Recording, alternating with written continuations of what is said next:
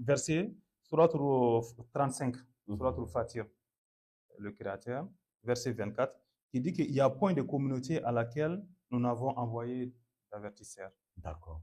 Donc, quand nous prenons ces deux versets, il se pourrait bien qu'il y ait des prophètes africains ou des prophètes sur d'autres continents. Mais comme je viens de le dire, le Coran, dans la Sourate 4, verset 64, dit qu'il y a des prophètes dont on n'a pas parlé. L'histoire au prophète Mohammed et Issa. Ouais.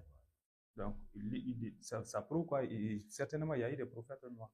D'accord, mais qui n'ont pas été maintenant mentionnés. Tout à fait. D'accord, d'accord. Merci beaucoup, monsieur Anne. Monsieur Soumalo, regardez, logiquement même, est-ce que Dieu pourra juger un peuple sans qu'il n'ait envoyé au préalable un avertisseur, un messager avec des règles? Quand on veut juger quelqu'un, c'est en fonction des règles.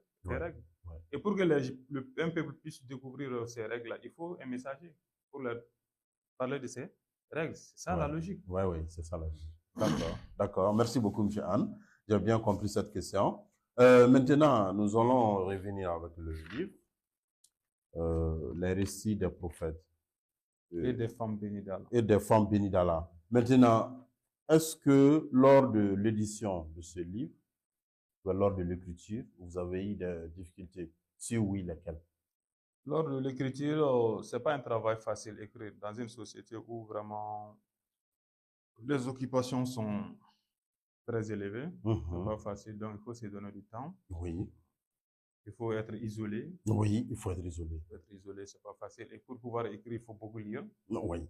Et il faut beaucoup lire beaucoup de documents, le Coran, surtout quand il s'agit de questions très spécifiques, des questions religieuses. Il faut écouter les érudits, donc leur montrer le travail afin qu'ils puissent apporter des corrections, des suggestions. Donc l'écriture, ça demande beaucoup de recherche. Oui, ça doit. Et par rapport à l'édition aussi, c'est pas facile. Le coût est là. Question d'argent. Oui. Question d'argent. Donc c'est pas facile. D'accord. Donc maintenant, à part ça... Non, à part ça, bon, nous n'avons pas connu d'autres difficultés. D'accord. Merci beaucoup pour ces différentes réponses. Merci. Maintenant, le livre est disponible. Tout à fait. Où et à quel prix? Le livre est disponible à la librairie Raouz, au marché d'Ibidani, chez M. Koulibaly. D'accord. On peut trouver des exemplaires au niveau de la maison d'édition, édition Koumbi Salé. D'accord. Et les exemplaires se trouvent à mon niveau aussi. D'accord. Au coût de 5 000 francs. D'accord. Ok. Merci beaucoup, monsieur Anne, pour ces différentes interventions. Nous arrivons presque au terme de cette émission. Mais bien avant de conclure, je vais vous donner la parole. Vous allez nous parler de vos mots de fin, vos remerciements et le message que vous avez à transmettre au cours de cette émission. Tout d'abord, je tiens à remercier Model TV pour l'invitation et tous nos téléspectateurs, tout en leur exhortant à chercher ce livre, à le lire.